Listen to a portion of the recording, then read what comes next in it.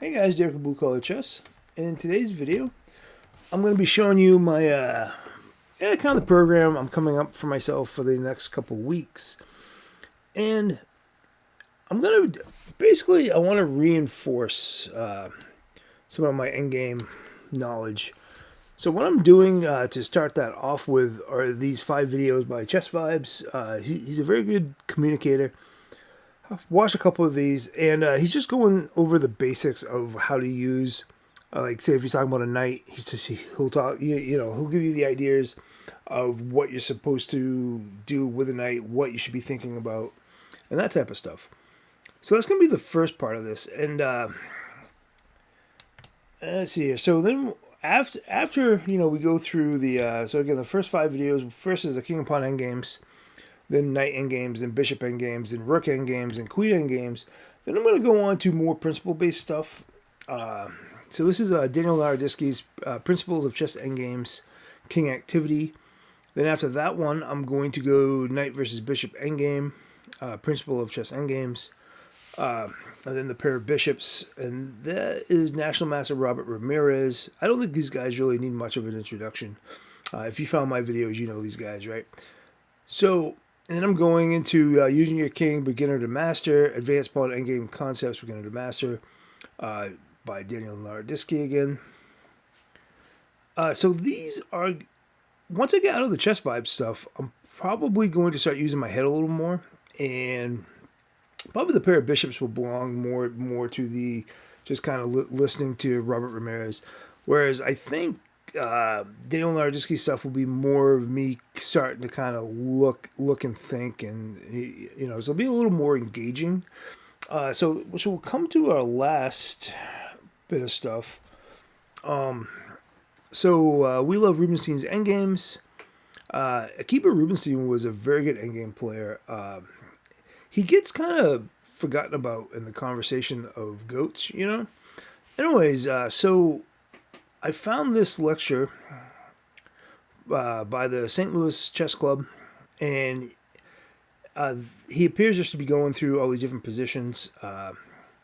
So I think that will be something that I'll also be able to I'll have to pause the video and use my brain a little bit and think on my own. I'm guessing he's going to ask questions. And yeah, so I think these are good to have in there.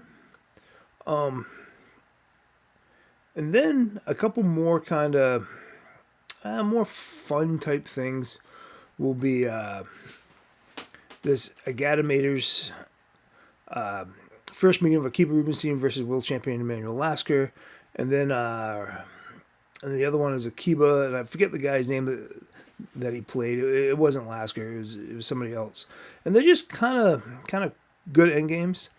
I'm going to continue to add videos of games to this playlist.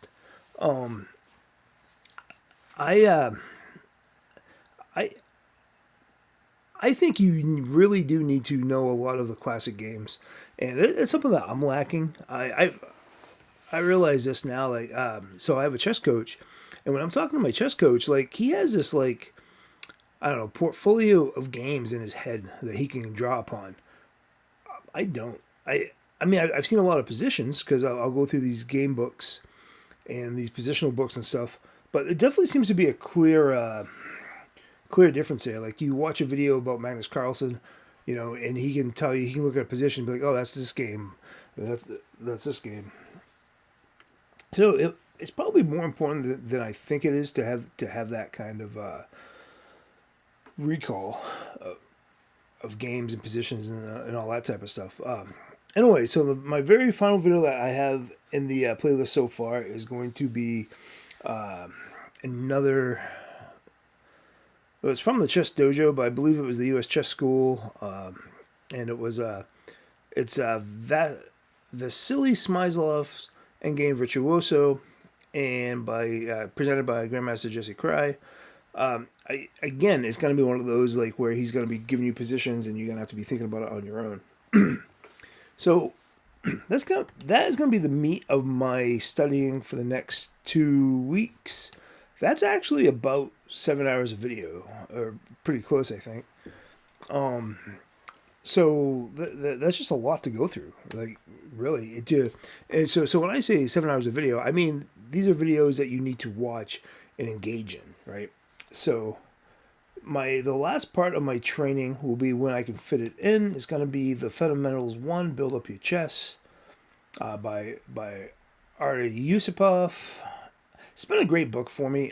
So again, to give a little background, I am 1813 USCF right now. I believe I'm low rated because I just don't play tournaments anymore. Online, I'm like just under 2100. Chess.com and over 2100, and I'm talking rapid and classical, and over 21. I don't remember what it is on Lead Chess. I haven't played for a while since I haven't been playing the Lead Chess Lone Wolf League.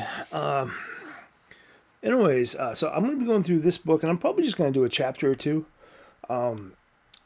See here. So I'm going to be doing number 16, Queen Against Pawn. And probably working on number 17, stalemate motives. And that's going to be my whole training program for the next 2 weeks. I'm going to go back to the YouTube here real quick. So it's going to be doing this, it's going through this playlist. But again, trying to engage with the playlist.